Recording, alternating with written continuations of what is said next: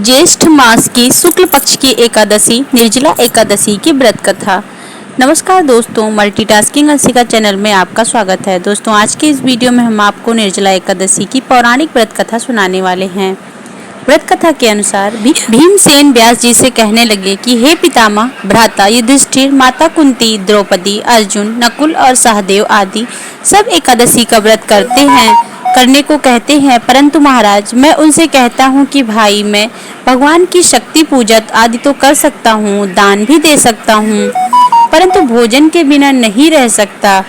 इस पर व्यास जी कहने लगे कि हे भीमसेन, यदि तुम नरक को बुरा और स्वर्ग को अच्छा समझते हो तो प्रतिमास की दोनों एकादशियों को अन्न मत खाया करो।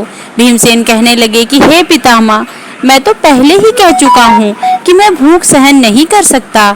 यदि वर्ष भर में कोई एक ही व्रत हो तो वह मैं रख सकता हूँ, क्योंकि मेरे पेट में वृक नाम वाली अग्नि है, सो मैं भोजन किए बिना नहीं रह सकता। भोजन करने से वह शांत रहती है, इसलिए पूरा उपवास तो क्या, एक समय भी बिना भोजन किए रहना कठिन है। अतः आप मुझे कोई ऐसा व्रत बताइए जो वर्ष भर में केवल एक बार ही करना पड़े और मुझे स्वर्ग की प्राप्ति हो जाए। श्री व्यास जी कहने लगे कि हे पुत्र, बड़े बड़े ऋषियों ने बहुत शास्त्र आदि बनाए हैं, जिनसे बिना धन के थोड़े परिश्रम से ही स्वर्ग की प्राप्ति हो सकती है। इसी प्रकार शास्त्रों में दोनों पक्षों की एकादशी का व्रत मुक्ति के लिए रखा जाता है। व्यास जी के वचन सुनकर भीमसेन नरक में जाने के नाम से भयभीत हो गए और कांपकर कहने लगे कि अब मैं क्या करूं? मास में 2 व्रत तो मैं कर नहीं सकता। हाँ, वर्ष में 1 व्रत करने का प्रयत्न अवश्य कर सकता हूँ। अतः वर्ष में 1 दिन व्रत करने से यदि मेरी मुक्ति हो जाए तो ऐसा कोई व्रत मुझे बतलाइए।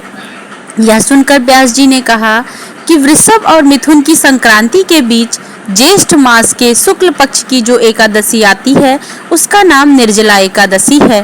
तुम उस एकादशी का व्रत करो। इस एकादशी के व्रत में स्नान और आचमन के सिवा जल वर्जित है। आचमन में 6 मासे से अधिक जल नहीं होना चाहिए, अन्यथा वह मद्यपान के सदृश हो जाता है। इस दिन भोजन नहीं करना चाहिए, क्योंकि भोजन करने से व्रत नष्ट हो जाता है। यदि एकादशी को सूर्योदय से लेकर द्वादशी के सूर्योदय तक जल ग्रहण न करें तो उसे सारी एकादशियों के व्रत का फल प्राप्त होता है।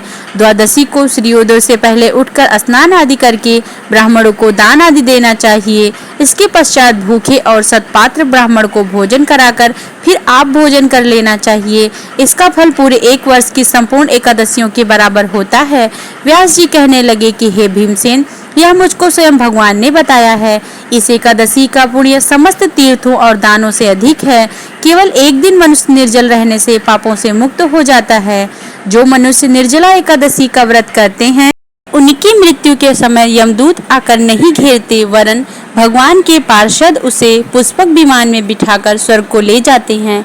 अतः संसार में सबसे श्रेष्ठ निर्जला एकादशी का व्रत है, इसलिए यत्न के साथ इस व्रत को करना चाहिए। उस दिन ओम नमो भगवते वासुदेवाय मंत्र का उच्चारण करना चाहिए और गौदान भी करना चाहिए। इस प्रकार व्यास जी की आज्ञा अनुसार भीमसेन ने इस व्रत को किया, इसलिए इस एकादशी को भीमसेनी या पांडव एकादशी भी कहते हैं। निर्जला व्रत करने से पूर्व भगवान से प्रार्थना करें कि हे भगवान, आज मैं निर्जला व्रत करता हूँ, दूसरे दिन भोजन करूँगा। मैं इस व्रत को श्रद्धा पूर्वक करूँगा, अतः आपकी कृपा से मेरे सभी पाप नष्ट हो जाएं।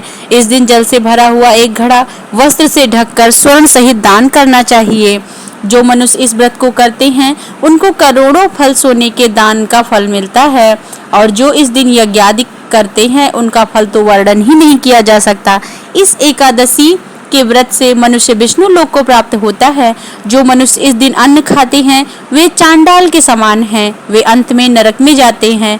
जिसने निर्जला एकादशी का व्रत किया है वह चाहे ब्रह्म हत्यारा हो, मद्यपान करता हो, चोरी की हो या गुरु के साथ द्वेष किया हो, मगर इस व्रत के प्रभाव से स्वर्ग को जाता है। हे कुंती पुत्र, जो पुरुष या स्त्री श्रद्धा पूर्वक इस व्रत को करते हैं उन्हें अग्रलिखित कर्म करने चाहिए। प्रथम भगवान का पूजन, फिर गौदान, ब्राह्मणों को मिष्ठान व दक्षिणा देनी चाहिए तथा जल से भरे कलश का दान अवश्य करना चाहिए।